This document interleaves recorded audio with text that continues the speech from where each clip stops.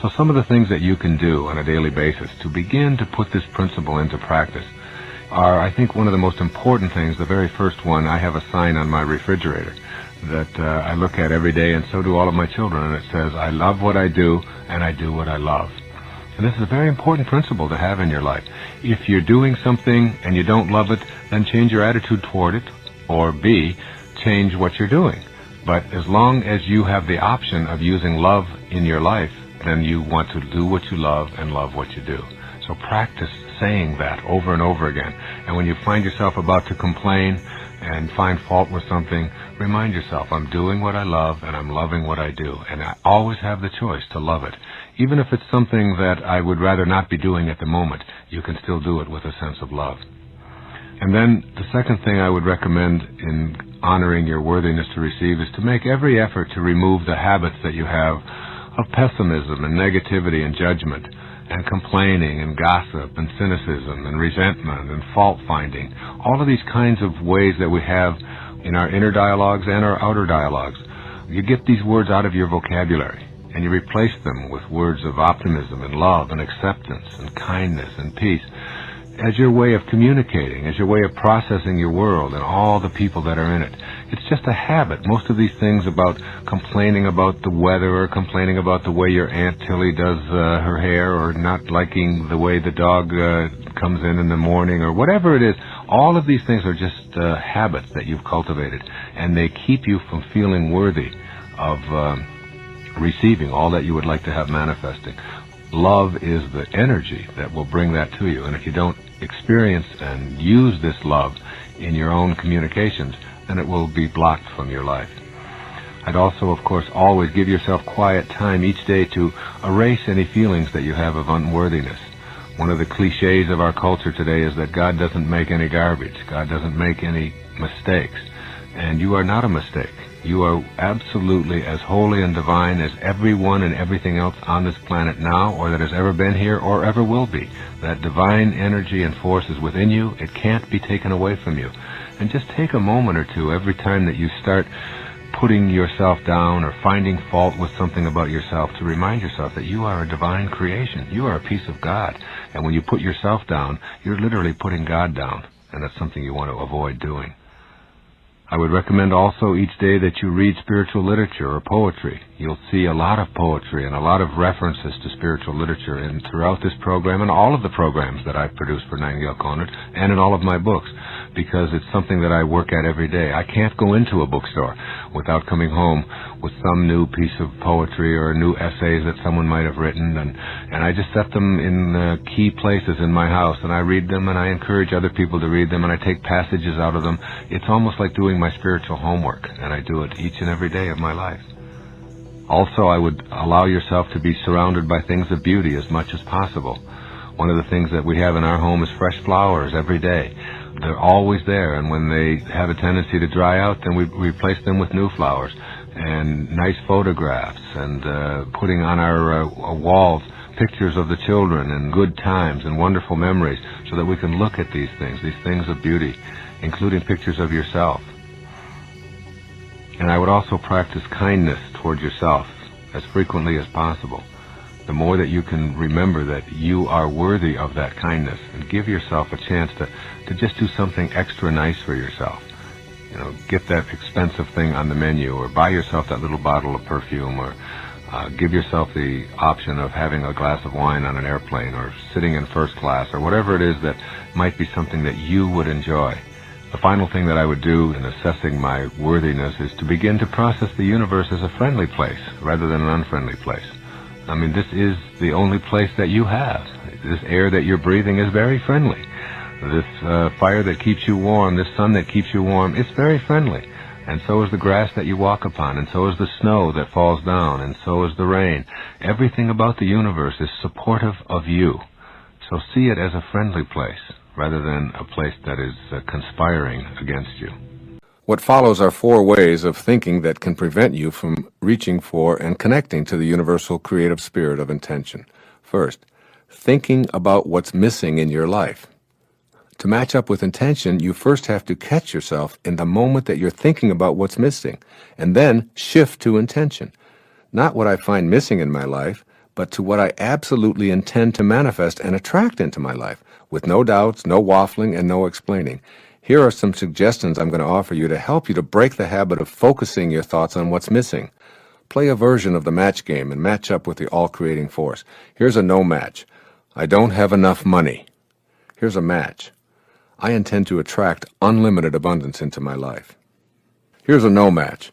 My partner is grouchy and boring. Here's a match. I intend to focus my thoughts on what I love about my partner. Here's a no match. I'm not as attractive as I'd like to be. Here's a match.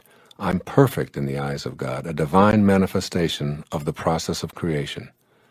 This isn't a game of empty affirmations. It's a way of matching yourself to the power of intention and recognizing that what you think about is what expands. If you spend your time thinking about what's missing, then that's what expands in your life. Monitor your inner dialogue and match your thoughts to what you want and intend to create. Here's a second way of thinking. Thinking about the circumstances of your life. If you don't like some of the circumstances of your life, by all means, don't think about them. This may sound like a paradox to you. In this match game, you want to match up with the spirit of creation. You must train your imagination, which is the universal mind running through you, to shift from what you don't want to what you do want. All of that mental energy you spend complaining about what is, to anyone who will listen, is a magnet for attracting more of it into your life. You, and only you, can overcome this impediment because you've put it on your path to intention. Simply change your inner speech to what you intend the new circumstances of your life to become. Practice thinking from the end by playing the match game and by realigning yourself with the field of intention. Here's a few examples of a no match versus a match for what is inner dialogue about the circumstances of your life. No match. I dislike the work I'm doing and the fact that I'm not appreciated. Match. I'll act upon my inner intuitive impulses to create the work or job of my dreams. No match. I hate the fact that I'm sick so often and always seem to be getting colds. Match. I am divine health. I intend to act in healthy ways and attract the power to strengthen my immune system in every way I can. See, you must learn to assume responsibility for the circumstances of your life without any accompanying guilt. The circumstances of your life aren't the way they are because of karmic debt or because you're being punished. The circumstances of your life, including your health, are yours. Somehow they showed up in your life, so just assume that you participated in all of it. Your inner speech is uniquely your own creation, and it's responsible for attracting more of the circumstances that you don't want. Link up with intention. Use your inner speech to stay focused on what you intend to create, and you'll find yourself regaining the power of your source. 3, another way of thinking is thinking about what always has been, which is an obstacle.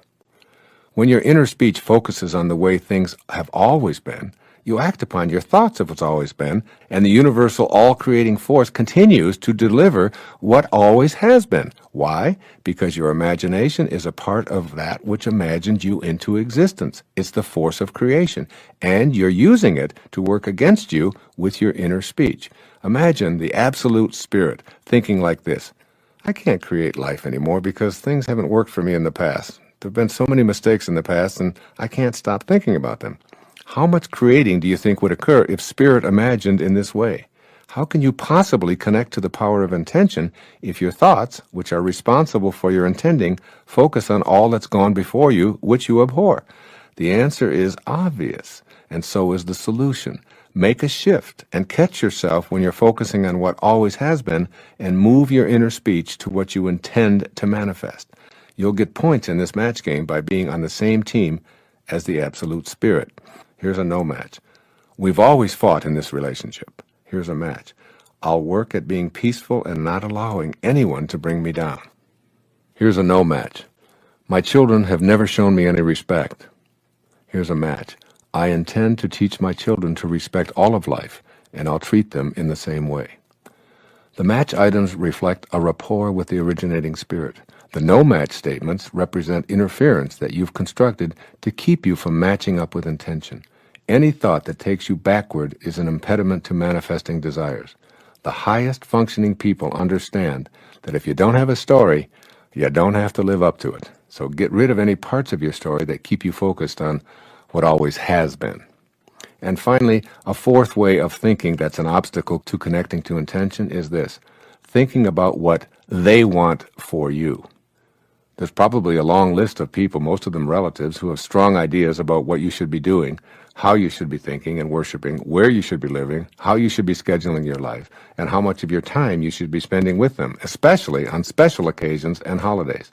Our definition of friendship, thankfully, excludes the manipulation and guilt that we so often put up with in our families. Practice catching yourself when you have a thought of what others want for you, and ask yourself, does this expectation match up with my own? If not, simply laugh at the absurdity of being upset or frustrated over the expectations of others about how you should be running your life. This is a way to match up and become impervious to the criticisms of others, and simultaneously put a stop to the insidious practice of continuing to attract into your life something you don't want. Here's a few match, no match opportunities to observe here. A no match. I'm so annoyed with my family, they just don't understand me, and they never have. Match.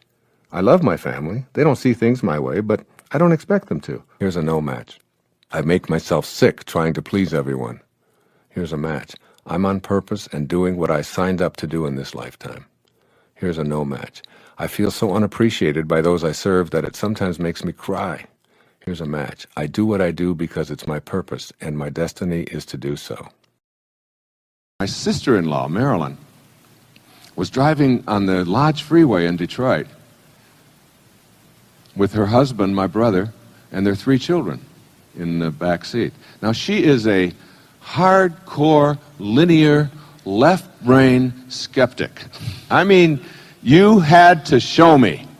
Otherwise, it doesn't exist for her. Medicine was her model. Anything that has to do with the mind, very skeptical. This car jumped the guardrail on the other side, on the southbound lane, and landed right in her face. At 60 miles an hour, she saw the wheels coming and land right there. Every bone in her face was broken. Her kidneys were punctured. She had internal bleeding and was in intensive care for 13 weeks. They took her into the hospital unconscious. And no one thought that she was going to survive the night. She was really in bad shape. And they performed surgery on her for 14 hours. And there was a team of surgeons, 6 of them. And they were talking during the surgery. As you can imagine, for 14 hours you would be talking. My sister-in-law reported to me in 1971, when I was 31 years old, and just sort of starting on this path, that she watched the entire surgery. She said, Wayne, you're the only person, you're the only weird one in the family. All right? And you're weird enough to believe this, you know. So anyway, Marilyn said to me, Wayne, she said, what happened is that I left my body. And she said, I went up to the corner of the room. I was surrounded by this light, and I was in the presence of God. It was like a consciousness. It was like, I can't describe it because it doesn't have boundaries. It didn't have form, but it was a magnificent light. And I was there, and there was this tunnel. And I could have gone through this tunnel, and I had the choice, and it was so peaceful, and it felt so good. It was the most blissful I've ever been in my life. And she said, and I watched the surgeons performing on me, and I watched them working on my body, knowing that that wasn't me. When she came out of it after 14 hours of surgery, there were 2 of the surgeons, they were voting on whether they should continue this or not, or whether they should just pull the plug. She had very little heartbeat at all, and she was so badly punctured internally, and her bleeding was so bad, and there was infection and so on, that they just didn't think she would, and if she did survive, they thought it was. So 2 of them were saying, let's just give up on this, you know, and go on to other people. The 4 doctors prevailed, who said that we really believe that we can save this person. And Marilyn then made it. She had 3 little children, my 2 nephews and 1 niece, were in the backseat. They were just little children at the time, 2, 4, and 5. And Marilyn decided that she could re-enter, even though it was painful and didn't want to do it. She was given, it's like given the choice. And she went back.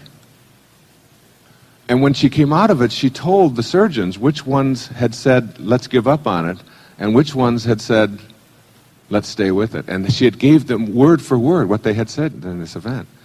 And she said it was at that time that I became really, truly aware. And she said since then, she has gotten to meet some of what they call NDEers, near-death experiences. And that everybody who has this near-death experience, Raymond Moody writes about it, has the same thing to report. And that is that when they come back, and they do it reluctantly, they have what we call the big picture. And since then, I mean, you wouldn't believe my sister-in-law. She is the calmest, most loving, easiest going. You can't get to her. You can't get to her. She has an inner candle flame that never flickers, though the worst goes before her. And the worst is my brother.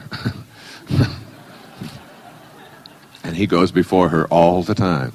And he's very linear. He's an insurance judge. He's a wonderful, loving, beautiful person. All of his stuff is motivated out of caring and concern. He wants to always, but he wants to do so damn much that it becomes like, all right, enough. I got the map. All right, yeah, but do you know which turn to make? Yeah, I know. And it's half an hour of that kind of. And she just sits there and just reads. And when there's a family squabble and people get themselves all upset, she just picks up a book and just excuses herself. And she goes over into the corner, and the kids say, you know, when someone will be around, their friends, they say, what's with your mom? And they all say, oh, she's got the big picture. It's like having the big picture.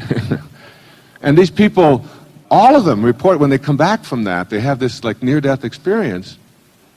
It's like tension and stress and anxiety and fear and all of that stuff that occupies so much of our lives is just gone. It's just not a part of the consciousness any longer.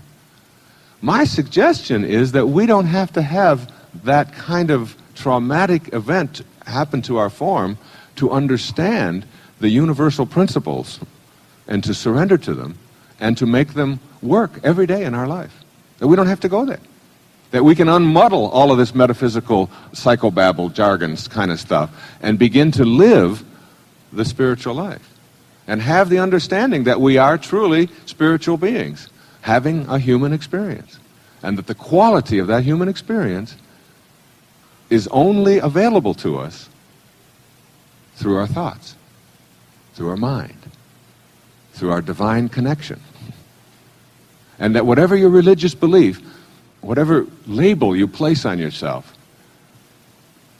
try not to think of yourself as Christian. Try to be Christ-like, and you'll know what I'm talking about. Try not to think of yourself as Jewish, but be Jehovah-like, or Buddha-like, or Muhammad-like.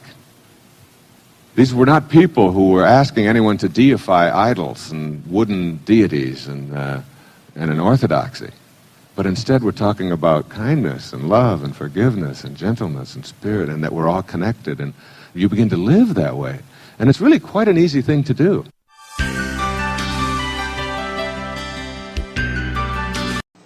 Blaise Pascal, the very famous French philosopher and scientist, 17th century. He said, all of man's troubles stem from his inability to sit quietly in a room alone. You will not ever get to know God unless you can get to the field of all possibilities. As St. Mark put it, with God all things are possible. Now that leaves nothing out. And the way that you do that is you go through the layers of your mind, from the surface, where the chatter is, to just below the surface, where the analyzing is, the intellectual violence, where you have to pick and tear everything apart, figure it all out. Lower to synthesis, where you see how all things are brought and held together. Lower to where you quiet the mind. And ultimately, coming to rest in the field of all possibilities, the limitless field. And here, in this place of rest, where you empty the mind of all thoughts, between your thoughts, through the process of meditation or getting quiet or chanting or prayer or whatever you want to call that activity of sitting quietly alone, twice a day at least, for 30 minutes, you will come to know God. You will find in that field of all possibilities that nothing at all is impossible. Nothing. This is the place where Jesus performed his miracles. This is the place where a Sai Baba can manifest the gift of fish and loaves. And once the people say to him, how can you do that? How can you just manifest? I don't know. He said, how can you not? He is just there. Just like looking at a pond and seeing that the essence of a pond is not the surface, where all the disturbances are, but below, where you get below the disturbances. In the mind, the surface is the chatter, the endless repetition of thoughts. And you know what that is? Just an endless repetition of the inventory of beliefs that have been handed to you by other people, and all of your opinions about them. When you get past those, you get to that peaceful place, that knowing. And after you get good at getting quiet and craving it, you will begin to see that not only is it meditation as a peaceful, beautiful, powerful experience, but what you bring back from the meditation is even more significant. And what you bring back is a solution of finding the key where you dropped it. What you bring back from that experience is a sense of peace and bliss and love and tolerance and kindness. All of the characteristics of your higher self, of your sacred self. As you tame your ego, you no longer have the possibility of being offended. You have made the decision to be free. And being able to work on those, one moment, one present moment at a time, will bring you to an understanding of what Robert Frost said in his poetry.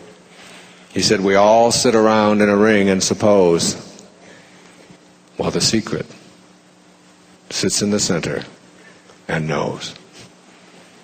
And the secret that sits in the center and knows is really invisible, surrounded by form. In Zen they say it's the space between the bars that holds the tiger. It's the silence between the notes that makes the music.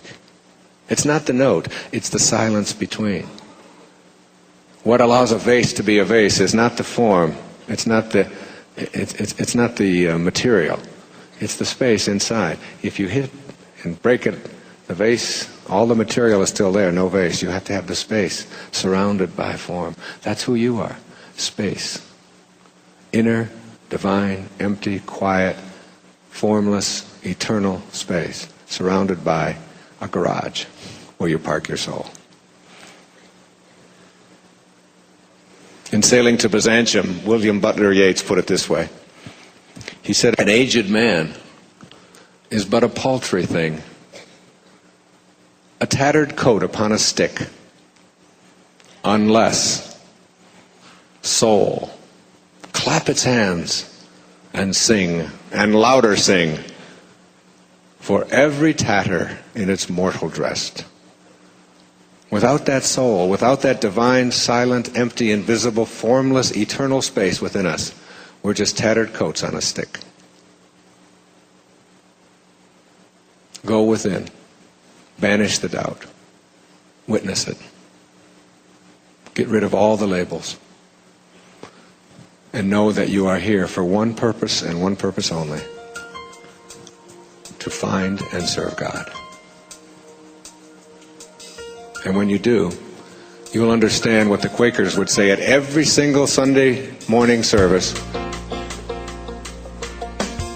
They said, the service begins when the meeting is over. This meeting is over. Good night. God bless you. It can be difficult to finally just lighten up and understand that life is what happens while you're making other plans. This is it. Each and every instant of your life takes place in the present moment. Using your present moments to chase after future moments is an ego-based activity. When you are finally able to say that you have arrived, you will know what it feels like to be free. Your higher self does not want you to be lazy or without purpose, but to realize the power in knowing that you have arrived. When you know that this moment is your entire life, you are not focused on past or future moments, and you release the stress and tension that accompany the striving lifestyle.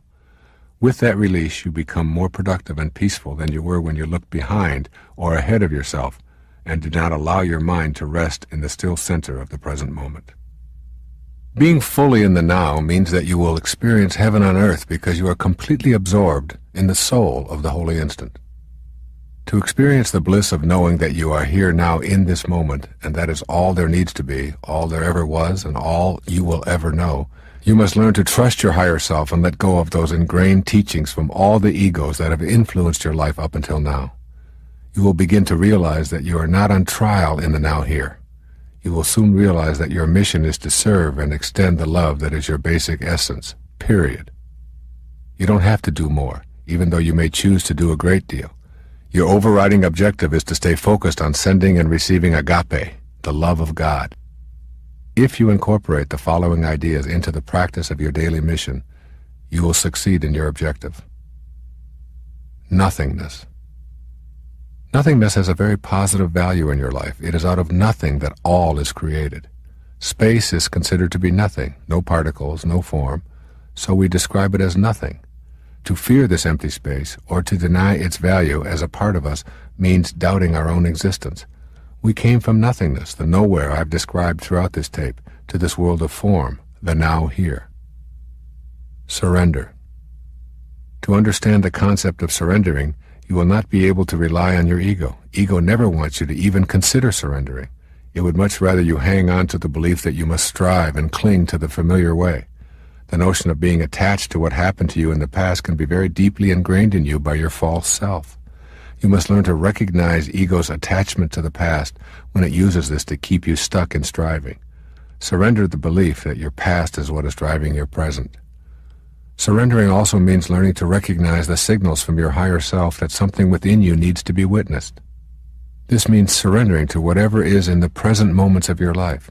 For many people, it can be confusing to discern whether it is ego or spirit that is at the helm. I find that using the image of a boat moving along the surface of a lake is helpful in making the distinction between ego and higher self. I visualize the wake of the boat as a symbol of the past. The wake is not driving the boat, it is merely the trail that is being left behind by the present moment movements of my boat image. What drives the boat is the energy generated in the now. I do not credit or blame the past for the boat's present state of arriving in this spot on the lake. That past cannot drive you in this now, and that past needn't be held responsible for the boat's problems. Practice surrendering by creating a new agreement with now. Agree to know that your past is a trail of present moments that are all left behind, and at the same time, know that if you are having difficulty in this present moment, you will surrender to that reality. Surrendering invites your loving presence to be available in every now moment. What a pleasure each moment can then be, even the last moment. Acceptance. Once when I was asked to define enlightenment, the best I could come up with was the quiet acceptance of what is. I believe that truly enlightened beings are those who refuse to allow themselves to be distressed over things that simply are the way they are. To arrive rather than to strive means applying the wisdom of Reinhold Niebuhr's so-called serenity prayer. God grant me the serenity to accept the things I cannot change, the courage to change the things I can, and the wisdom to know the difference. Knowing the difference can be the most difficult part. There is an ancient Zen teaching that says if you understand, things are just as they are. If you do not understand, things are just as they are. This is the essence of acceptance and the way of arriving rather than striving. Bewilderment. Your physical being is an enormous miracle. Its thousands of working parts function with a divine organizing intelligence.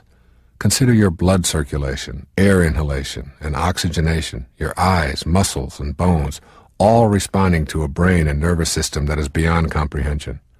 There are miles of arteries and veins, intestines with infinitely tiny microbes, all working in unison with that divine intelligence that creates the body you occupy. To be in a state of bewilderment, stop and behold the wonder of you. Allow yourself to enjoy the bewilderment and awe of who and what you are. There is the miraculous machine that houses you, and there is the incomprehensible mystery of the ghost in the machine that is your mind and soul observing all. Patience. Our loving presence offers us the infinite patience that originates with God. It has taken me over 50 years to know many of the concepts I have talked about on this tape. God has been patient.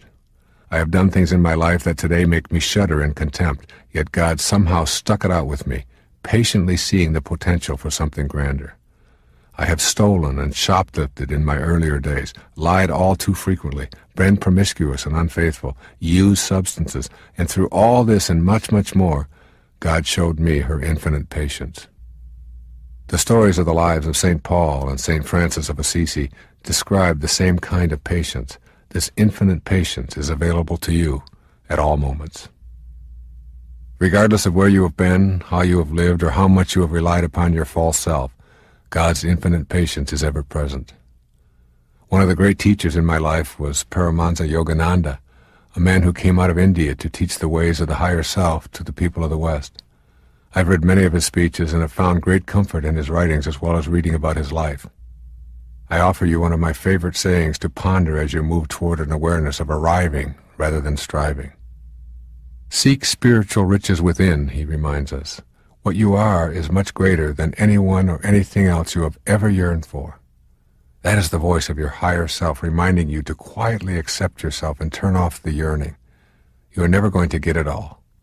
You are it all already. Someone just sent me recently a video that said the Steve Jobs top 10 rules for success, and I went through the whole thing. It was about a 40-minute video, and I just started watching it. It was various times that Steve Jobs had been interviewed, and they went through his various success themes. And I think this story just summarizes about all 10 of them. It's called Why Do Ducks Quack and Eagles Fly? Years ago, this is in the Manila paper. Years ago, my friend Harvey McKay told me a wonderful story about a cab driver that proved this point. He was waiting in line for a ride at the airport. When a cab pulled up, the first thing Harvey noticed was that the taxi was polished to a bright shine. Smartly dressed in a white shirt and black tie and freshly pressed black slacks, the cab driver jumped out and rounded the car to open the back passenger door for me. He handed my friend a laminated card and said, "I'm Wally. I'm your driver. While I'm loading your bags in the trunk, I'd like you to read my mission statement." Taken aback, Harvey read the card. It said, "Wally's mission statement. Quote, to get my customers to their destination in the quickest, safest, and cheapest way possible in a friendly environment." Unquote. This blew Harvey away, especially when he noticed that the inside of the car matched the outside spotlessly clean. As he slid behind the wheel, Wally said, "Would you like a cup of coffee? I have a thermos of regular and one of decaf." My friend said jokingly, "No, I'd rather prefer a soft drink." Wally smiled and said, "No problem. I have a cooler up here in front with regular and Diet Coke, water, and orange juice." Almost stuttering, Harvey said, "I'll take a Diet Coke." Handing him his drink, Wally said, "If you'd like something to read, I have the Wall Street Journal, I have Time, Sports Illustrated, and USA Today." As they were pulling away, Wally handed my friend another laminated card. "These are the stations I get and the music they play, if you'd like to listen to the radio." As if that weren't enough, Wally told Harvey that he had the air conditioning on and asked if the temperature was comfortable for him. Then he advised Harvey of the best route to his destination for that time of day. He also let him know that he'd be happy to chat and tell him about some of the sights, or, if Harvey preferred, to leave him with his own thoughts. "Tell me, Wally," my amazed friend asked the driver, have you always served customers like this?" Wally smiled into the rearview mirror. "No, not always. In fact, it's only been in the last 2 years. My first 5 years driving, I spent most of my time complaining, like all the rest of the cabbies do. Then I heard this personal growth guru, Wayne Dyer, on the radio one day. He had just written a book called You'll See It When You Believe It. Dyer said that if you get up in the morning expecting to have a bad day, you'll rarely disappoint yourself. He said, "Stop complaining, differentiate yourself from your competition. Don't be a duck, be an eagle. Ducks quack and complain, eagles soar above the crowd." "That hit me right between the eyes," said Wally. Dyer was really talking about me. I was always quacking and complaining, so I decided to change my attitude and become an eagle. I looked around at the other cabs and their drivers. The cabs were dirty, the drivers were unfriendly, and the customers were unhappy. So I decided to make some changes. I put in a few more at a time. When my customers responded well, I did more. I take it that it's paid off for you, Harvey said. It sure has, Wally replied. My first year as an Eagle, I doubled my income from the previous year. This year, I'll probably quadruple it. You were lucky to get me today. I don't sit at cab stands anymore. My customers call me for appointments on my cell phone or leave a message on my answering machine. If I can't pick them up myself, I get a reliable cabbie friend to do it, and I take a piece of the action. Wally was phenomenal. He was running a limo service out of a yellow cab. I've probably told that story to more than 50 cab drivers over the years, and only 2 took the idea and ran with it. Whenever I go to their cities, I give them a call. The rest of the drivers quacked like ducks and told me all the reasons they couldn't do any of what I was suggesting. Wally, the cab driver, made a different choice. He decided to stop quacking like ducks and start soaring like eagles. No one can make you serve customers well. You make that choice. That's because great service is a choice. And at the end of the story says, I hope that this story will serve as a motivation not only for our advocates, but also for people to look at things differently and make a choice to succeed in spite of everyday problems in life. Isn't that a great story? I love that. I'd like to give that to a couple of waiters I've had recently. Yes. That weren't very happy to be where they were. Well, you know, it's applicable to virtually everything. You don't even have to be out there working. It's applicable to how you run your family and how you run your home and how you go shopping. Virtually anything that you do, and including how you keep your own car and your own home and everything else. It's like if you change the way you look at it, and what he did is he heard this. I used to give this talk called Ducks and Eagles. This goes back many years. And I would talk about how eagles soar above the crowd and all of that, and ducks kind of just quack around and lay on always on the ground, and they're always stepping in their own duck shit and things like that. and eagles just had to soar above all of that, and learning how to be, how to change your attitude towards virtually everything that you do. What a great lesson in that. The idea that you take, there's a rule, it's called the 80-20 rule. And in the 80-20 rule, it says everything that you have, all of your stuff, 20% of it is what you use. All of your clothes in your closet, 20%. You just keep using the same 20% over and over. 80% of the clothing that you have in your closet, for so many people, is something that you never use, you don't wear. You look at it, you store it, you think, well, there might come a day, I can't part with that, even though you've been carting it around. Every time you move it and you put it. Take the 80% that you don't use, says Lao Tzu, and give it away. Give it away. Lao Tzu said that when your cup is full, stop pouring. When your cup is full, stop pouring. We have an obesity crisis in the United States, in the Western world. The obesity crisis can be handled if you just read the Tao. If you realize, in verse 33, it says, if you realize you have enough, you are truly rich. If you could just learn something called portion control, where you just take a bite and you say, is my cup full? Stop pouring. Stop pouring. In other words, instead of filling yourself with that which is already a surplus, in the Tao it teaches us to take surpluses and to reduce them, and to take deficiencies and increase them, so that we create balance in our lives, to be in balance. You can take the jewelry that you don't use. You can take the clothing and then once you've given away the 80% that you don't use, take one of the things that you really like and practice giving that away. It's such a wonderful way. Listen to this poem.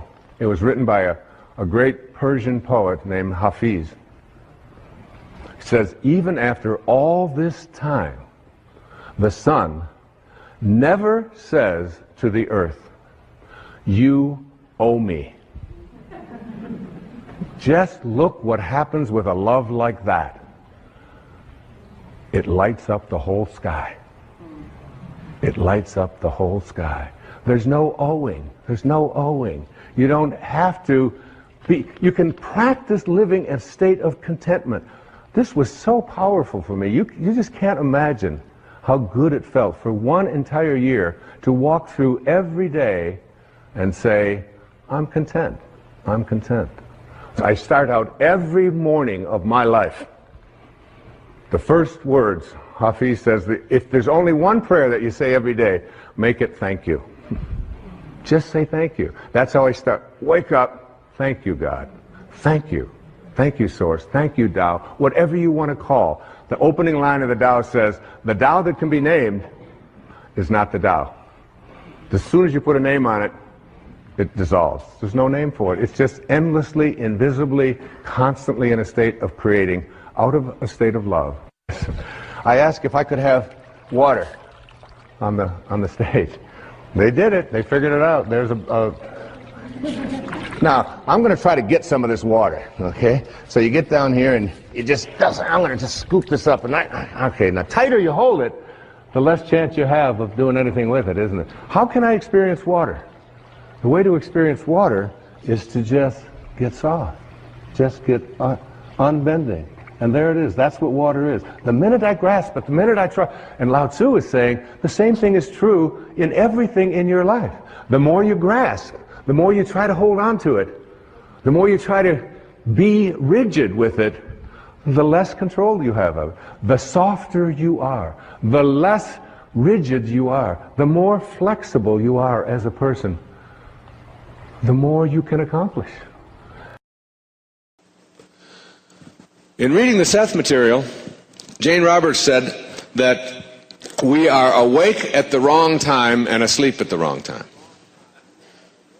That the best time to be awake is between 3 and 6 a.m., wherever you are.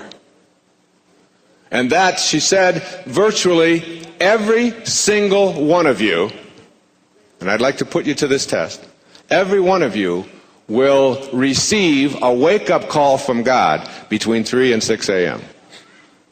You will wake up for a moment, note the time, and then listen to your ego and go back to sleep. Or maybe get up if you got a prostate problem and get right back into bed and say, well, it's 3:30, I don't get up at 3:30 in the morning. Only a fool would do that, you see. And that the best time to be asleep is between 3 and 6 in the afternoon. And that between 3 and 6 in the morning is when the world is silent. And you will, and I've learned this after 6-7 months of doing this, I've learned that I am the most clear in these hours. And I have begun to have this awareness after 6 months now of being up in these hours that I am losing the paradigm that I was stuck in. And the paradigm that I was stuck in says, if you don't get enough sleep, you're going to be very tired for the rest of the day. And I've only had, let me see how fit I am and how good I feel. Where's my watch? Where's the clock? I've got to find out, well, let's see, I went to bed at 11, 4 hours. It's going to be a deficit of 4 hours, so I'm going to be sleepy all the rest of the day, and then I'm not going to get this done, and tonight we've got to go here, and I'm going to be sleepy then. I'm going back to sleep.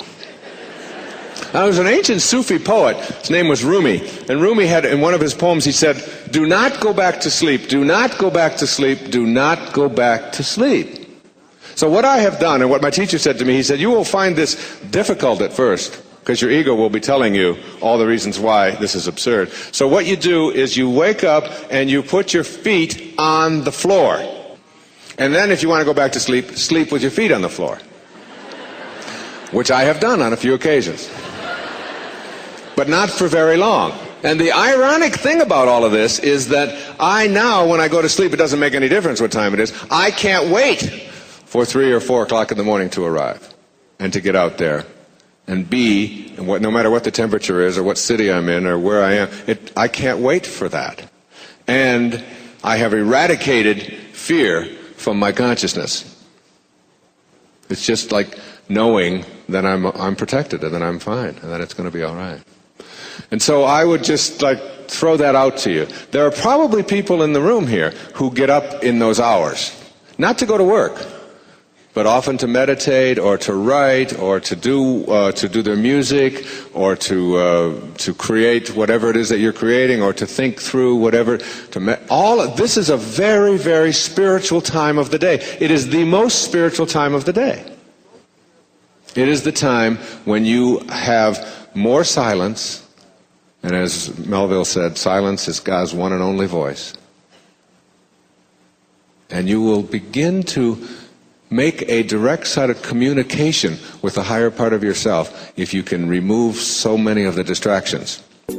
The sacred or the divine part of you wants something very different than this ego part of you. There really are two of us in each and every one of us. One, of course, is the ego. And this ego is just an idea. You'll never find it in an autopsy. It's not anything you'll ever experience in the physical world. It's just an idea. And this idea says that who I am is special and important. And who I am is separate. Mostly who I am is separate from. And who I am is absorbed in my self-importance. And who I am is insane. Because insanity is defined as believing that you're something that you're not. And this idea that we carry around of our separateness, it says over and over again that where I leave off is where you begin. And my separateness keeps me without any awareness of my connection to you or to God or to all of the rest of the environment. It's the separation that this idea has.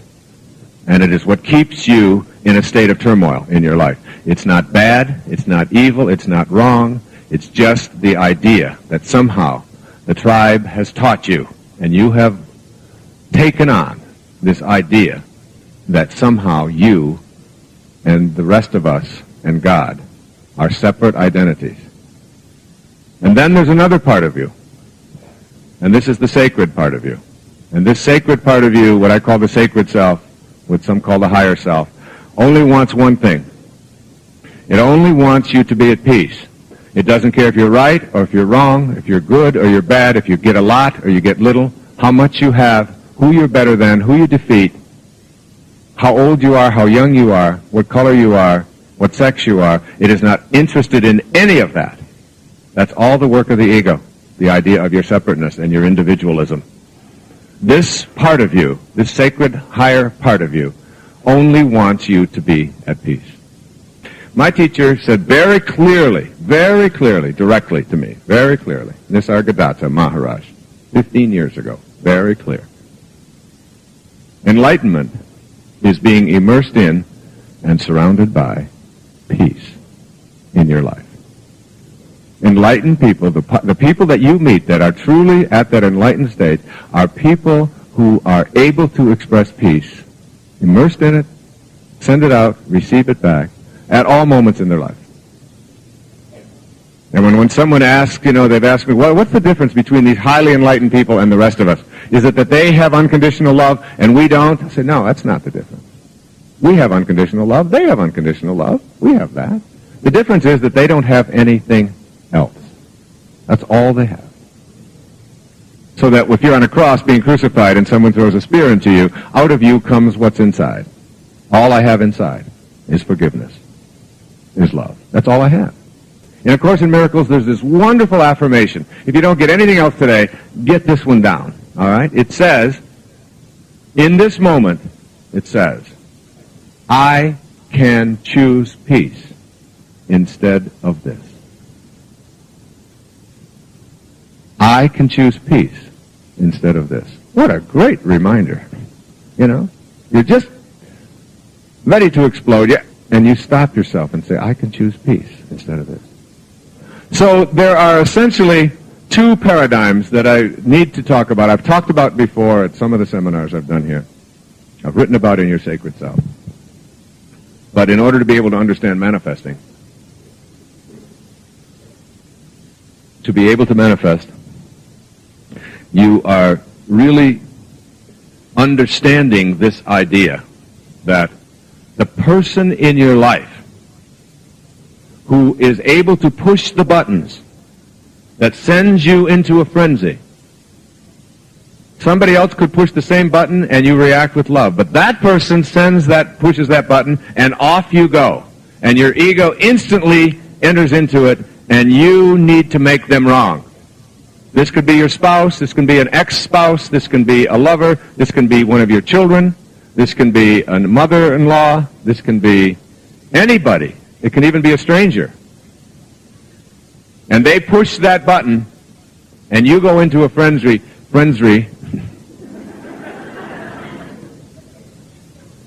What is happening in this moment is that this is a divine master who has showed up in your life that you should be kneeling down and paying homage to and saying, thank you, God, for sending this divine teacher into my life.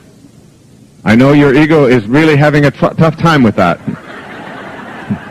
But what is happening in this moment is, here is someone who is teaching you in this moment that you have not mastered yourself yet.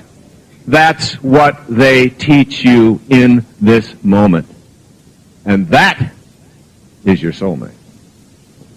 That is the person that you need to be able to send love from a peaceful inner expression that says, I could choose peace instead of this.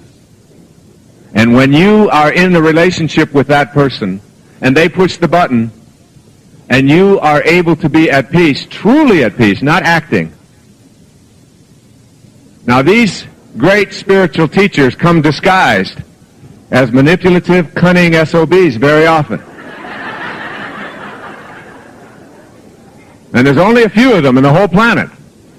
But they move around a lot. Right? And they got a lot of disguises. But until the test for you to be able to do this is very, very simple. It's a very simple test. Something you can work on when you leave here today. You can work on it the minute that you walk out of here with that one that won't flush. Who keeps coming back. When you have the choice to be right or to be kind, you pick kind. You pick kind. The higher part of you says, be at peace. When you're at peace, you react with kindness. The ego says, be right. It's much more important to be right. Why do you think I subtitled this book, Making the Decision to Be Free? You are only free when you lose your self-absorption. Your sense of separation from those that send you into those frenzies. And your sense of separation from God. Because God is that divine organizing intelligence that is in all things, including this person who is pushing these buttons and keeps showing up.